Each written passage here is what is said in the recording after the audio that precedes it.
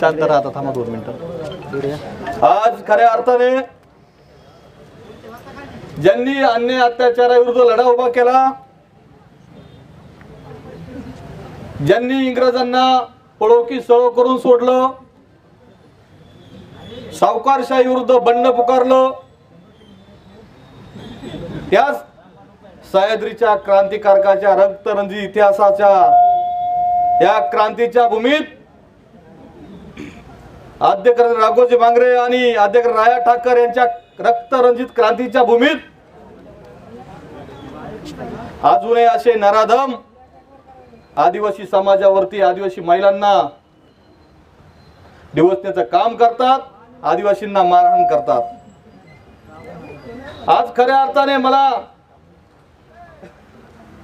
त्यात वाईट वाटतं. हा अकोले तालुका हा क्रांतीचा तालुका आहे, ह्या क्रांतीचा तालुका म्हणून ओळखला जातो. परंतु तरीही माझा आदिवासी समाज अजून घरात सुस्ताडासारखा झोपलेला आहे. माझ्या आदिवासी महिलेवरती, माझ्या बहिणीवरती आज अन्याय अत्याचार झाला आहे. माता जिजाऊच्या लेकीवरती अन्याय अत्याचार झाला आहे. या छत्रपती शिवरायांच्या स्वराज्यामध्ये जर असे सुभाष गायकर सारखे जर आदिवासी महिलांची छेड काढत असतील, त्यांना मारहाण करत असतील, त्यांचं त्याचे हात काढायचे काम आपल्याला करायचे. माझ्या तालुक्यामध्ये लाखो समाज राहतो आदिवासी, परंतु ते सुस्ताडासारखे घरी बसलेत आणि मजा पाहतात व्हॉट्सअप फेसबुक वरती. अरे आज त्या महिलेला मारलं, उद्या तुम्हाला मारलं जाईल. आज त्या माझ्या भगिनीसाठी आम्ही आलो, उद्या तुमच्यासाठी पण येऊ. परंतु घरात सडून मेल्यापेक्षा समाजासाठी या अध्यक्ष राघोजी भांगरे राया ठाकरेंचा विचार पुढे घेऊन या रस्त्यावरती समाजासाठी मारा. आज खरंच दुर्भाग्य आपलं, आज सर्व आदिवासी क्रांतिकारक राया ठाकर, राघोजी भांगरे यांच्या विचारधाराच्या बंडकरांनी आज आपल्याला सगळ्यांना त्यांच्या क्रांतीची प्रेरणा, त्यांचा विचार आपल्याला सांगितला. त्याच विचाराच्या माध्यमातून आज आपल्याला ते आपल्या बहिणीला, त्या भगिनीला आज आपल्याला न्याय द्यायचा आहे. आज आपण फक्त इथं भाषण करण्यासाठी आलेलो नसून त्या जातीयवादी सुभाष गायकरच्या छाताडावरती बसून आज आपल्याला गुन्हा दाखल करायचा आहे. इथं जातीवादाचं कुठलंही कटकारस्थान नाही, इथं कोणत्या पक्ष पार्टीचं राजकारण नाही. हा छत्रपती शिवरायांचा आपला 18 पकड जाती जमातींचा स्वराज्य आहे. आज त्या सुभाष गायकरनी 2-3 वर्षापूर्वी पवार का वाघमारे नावाच्या व्यक्तीलाही कपडे फाटू फाटू मारलं होतं. तेव्हाही पोलिसांनी गुन्हा दाखल केला नाही. तो कांद्याचा कसला तरी धंदा करतो, त्या शेतकऱ्यांचे पैसे बुडवले. आणि त्या व्हिडिओ मध्ये बघितलं असेल, हा गुंड कशा पद्धतीने आवाज काढतोय, कशा पद्धतीने त्या आपल्या भगिनीला धक्कलतोय, कशा पद्धतीने त्यांनी त्या महिलेला त्या ग्रामपंचायत मध्ये मारला असेल, याचा विचार करा तुम्ही. परंतु आज आपल्याला आपल्या भगिनीला न्याय द्यायचा आहे. त्यामुळे आदिवासी समाजाच्या विचारधारेचे सगळे कार्यकर्ते आलेले आहेत आणि दलालांच्या आणि भाडव्यांच्या विचारधारेचे कार्यकर्ते घरी बसलेले आहेत. माझा आदिवासी समाज फक्त तुम्हाला येत्या 9 ऑगस्टला विविध पक्षांच्या कार्यक्रमात नाचताना दिसल, दारू पिताना दिसल. आणि 9 ऑगस्ट झालं की बाहेर भांडण करत सुटल. जसा 9 ऑगस्टला आदिवासी समाज ताकदीने उभा राहतो, तसाच आदिवासी समाजावरती अन्याय अत्याचार जेव्हा होतो तेव्हा पेटून उठलं पाहिजे आणि या सरकारच्या छाताडावरती बसून न्याय मिळवून घेतला पाहिजे. आज एकनाथ शिंदे गटाचे सुभाष गायकर आहेत. एक आदरणीय एकनाथ शिंदे साहेबांना माझं इथून आव्हान आहे, तुम्ही अशा प्रकारचे गुंड जर पाळत असाल, अशा गुंडांना आम्ही ठेचल्याशिवाय राहणार नाही. हा कोणत्या गुंडांचा स्वराज्य नाही, कोणत्या गुंडाची सह्याद्री नाही, हे 18 पकड जाती जमातीची ही सह्याद्री आहे. असे कुठती गुंड येतील, किती येतील, पण अशा गुंडांच्या मागे लागून जर हात लावलो तर हात कापायचे काम आमचे, डोळे वाटर डोळे काढायचे काम आमचे राहणार आहेत। अरे आमचे मुंडके छाटले तरी चालतील, परंतु आम्ही या नराधमांना सोडणार नाही। किती दिवस अन्याय अत्याचार सहन करायचा, किती दिवस करणार आपण?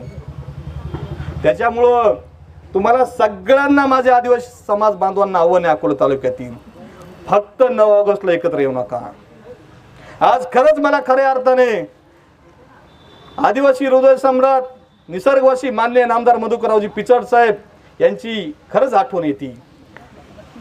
आज त्यांच्यामुळे खऱ्या अर्थाने त्यांनी बाबासाहेब आंबेडकरांचा, जयपाल सिंह मुंडांचा, छत्रपती शिवरायांचा, आदिक राघोजी भांगरे, राया ठाकरेंचा विचार जिवंत ठेवला आणि या तालुक्याला अखंडपणे कोणत्या जातीपातीत वाटायचं काम केलं नाही, समाज म्हणून एकत्र ठेवण्याचं काम केलं। आणि इथून मागे त्यांच्या काळ्या काळात कशी अशा घटना घडल्या नाही, परंतु त्यांच्यानंतर आज असे गुंड सुस्ताडासारखे सुसाट सुटलेले आहेत। आणि माझा आदिवासी समाज आज गरीब असल्यामुळे आज अन्याय अत्याचार होतोय, आज गरीबावरतीच अन्याय होतो। मला खूप फोन आले, खूप लोकांचे फोन आले, तुम्हाला खरा इतिहास माहिती आहे का? मला खरा इतिहासाची काही गरज नाही, घटना कुठलीही घडली असू द्या, काही घडली असू द्या, मला त्याचीच गण नाही, परंतु ती एक आदिवासी गरीब महिला आहे, त्या महिलेला मारायचा कोणाचा अधिकार नव्हता।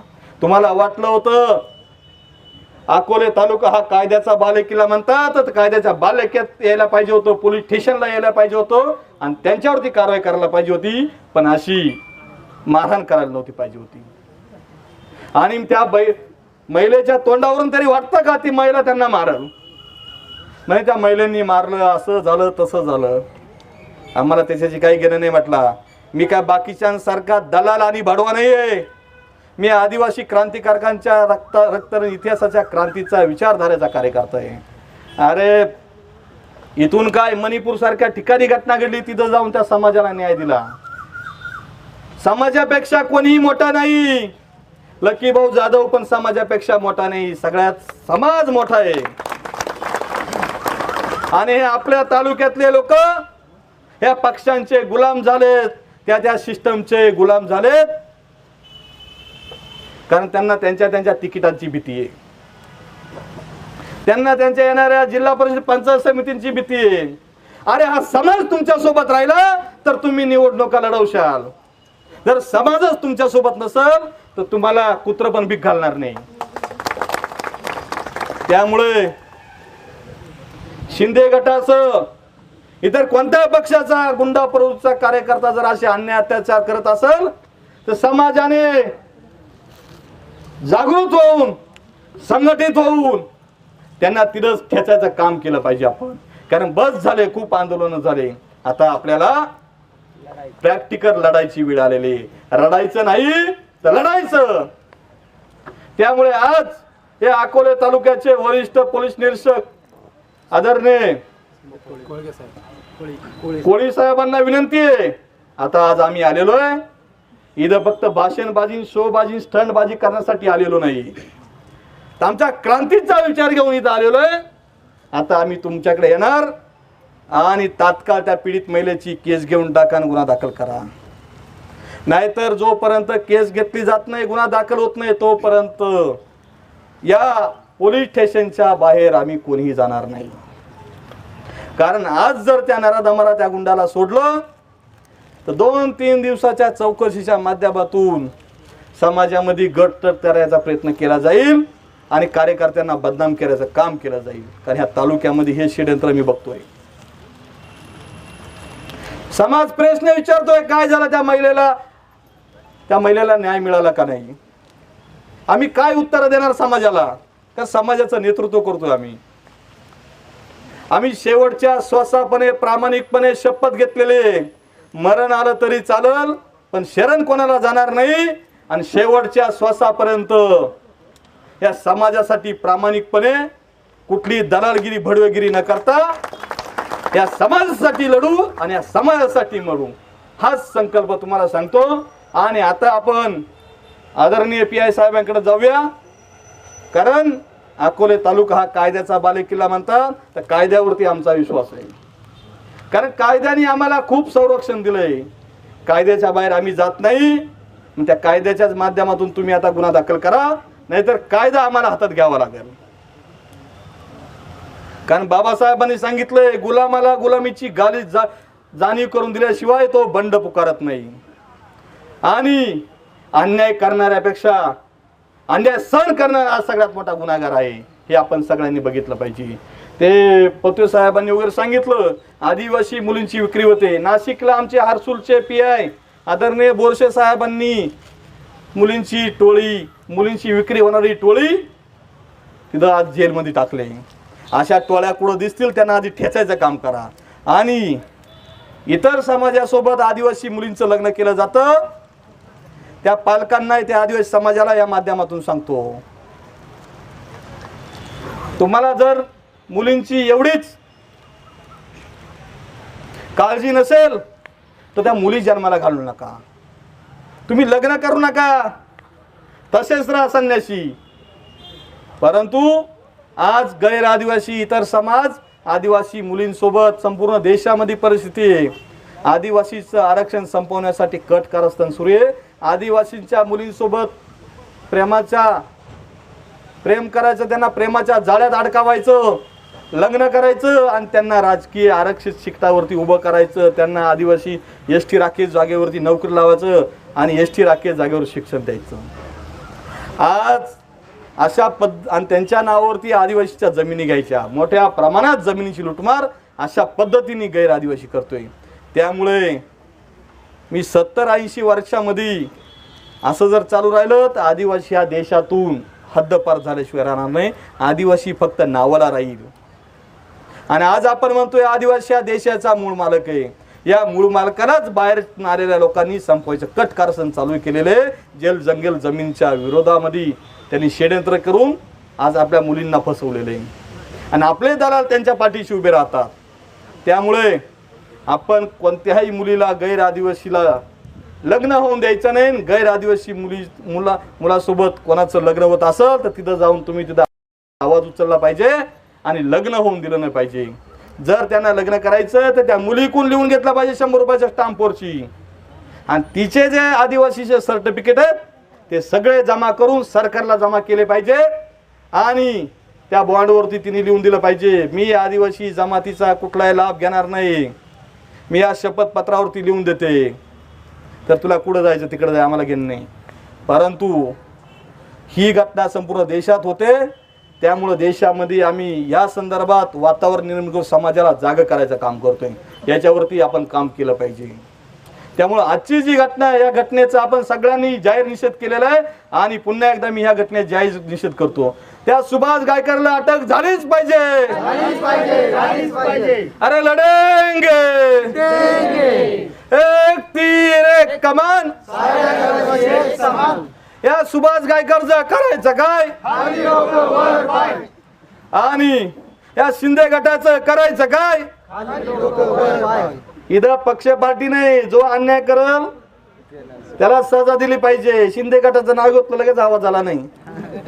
आपण कोणत्या गटाच्या विचारधारेचे नसून आद्यकरण राघोजी मांगरे, राज ठाकर, छत्रपती शिवाजी महाराज, बाबासाहेब आंबेडकर यांच्या विचारधारेचे पायके लक्षात ठेवा. त्यामुळं कोणत्या पक्ष पार्टीच्या गुलामीत न राहता सगळ्या पक्ष पार्टीचे जोडे बाजूला ठेवून समाजासाठी आलं पाहिजे, समाज म्हणून आलं पाहिजे. मी ठाकर आहे, मी महादेव कुळे, मी पारधी आहे, मी कोकणा आहे, वारली असं केलं नाही पाहिजे. कारण मी देशातील सर्व आदिवासी जमातींचं नेतृत्व करतोय. आणि आजपर्यंत ह्या राजकारण्यांनी फक्त आपल्या तो कोळी महादेव, तो ठाकर आहे, तो कोकणा आहे असाच आपल्या गट तट तयार केलेले आहेत. त्यामुळं असं कधी करायचं नाही. आपण नारा दिला, एक तीर एक कमान, सारे आदिवासी एक समान. त्या माध्यमातून आपण सगळे आदिवासी आहोत. आणि जर एकत्र आलो नाही तर बंजारा आणि धनगरांसारखे आपल्या छाताडावरती बसायला तयार असेल. आज तुम्हाला सांगतो जाता जाता, आज बंजारा आणि धनगरांना आरक्षण मिळालं असतं, परंतु फक्त मी वेळोवेळी आंदोलन करतो म्हणून त्या सरकारला गप्प बसावं लागतं, नाही तर कधीही शासनाने काढला असता. आणि बोगस आदिवासीचा सुळसुळाट झालेला आहे. माझ्या ठाकर समाजामध्ये नाम साधर्म्याचा फायदा घेऊन बोगस ठाकूर राजवाडेने नाशिकला नगरसेवक झाला. ते मला सहन झालं नाही. आणि आपलेच दलाल लोक खोसकरण झिरवाळांसारखे इथे काळू बाळू त्यांना तिकीट देतात आणि निवडून आणतात. त्यामुळे त्यांचा पण मी जाहीर निषेध केला आहे. मगाच सांगितलं, समाजापेक्षा कोणी मोठा नाही, ना मंत्री ना संत्री ना कोणता नेता, समाज मोठा आहे. त्यामुळे समाजाची गद्दारी कराल, समाज तुम्हाला जागा दाखवल्याशिवाय राहणार नाही. त्यामुळे त्या किरण राजवाडे बोगस ठाकूराला माझ्या खऱ्या आदिवासी ठाकर समाजाचा नाम साधाराचा फायदा घेणाऱ्याचं सर्टिफिकेट मी नाशिक समितीतून रद्द केलं. आता त्याचं नगरसेवक पद जाईल आणि तिथं तुमच्यासारख्या खऱ्या आदिवासीला तिथं चान्स मिळेल. त्यामुळे या बोगसांची लढाई आपल्याला लढावं लागणार आहे. त्या बोगसांना हद्द पार करावं लागणार आहे. त्यांनी तुमच्या नोकऱ्या बळकवल्या, तुमच्या राजनैतिक पदं बळकवली, तुमचं शिक्षण बळकवलं, तुमच्या जागा आहेत त्या हक्काच्या त्यांनी हडप केल्या. त्यामुळे आपल्यालाही यासाठी लढावं लागणार आहे. त्यामुळे आता खूप उशीर झालेला आहे. तुम्ही सगळे आदिवासी समाजाचे सर्व संघटना पदाधिकारी, आता कोणाचे नाव घेत नाही, कोणाचं चुकून जर राहिलं तर परत एखादा राग येईल, लकी भाऊनी माझं नाव नाही घेतलं. त्यामुळे या क्रांतीच्या भूमीमध्ये, या रक्तरंजित क्रांतीच्या भूमीत सर्व आदिवासी समाजाचे संघटनांचे पदाधिकारी, बंडकरी, कार्यकर्ते, माझा आदिवासी समाज बांधव मोठ्या प्रमाणात उपस्थित राहिला. त्यामुळे मी त्यांचे आभार मानतो. आणि आम्हाला गर्दीची गरज नाही, अशा दर्दी लोकांची गरज आहे, समाजाच्या विचारधाराच्या लोकांची गरज आहे. त्यामुळे आजची दिशा आपण ठरवतोय, आपण साहेबांकडे जाऊया. आदरणीय PI साहेबांनी आपण जाऊ ना मध्ये नसले ठीक आहे, निवेदन तर देणार. इथं आपण आता गुन्हा दाखल करायचा आहे. बोला त्यांना, बोला ना. आदरणीय PI साहेबांनी इकडे तुम्ही तुमची भूमिका मांडा आणि आमचा गुन्हा दाखल करून घ्या. हा, तोपर्यंत आम्ही जाणार नाही.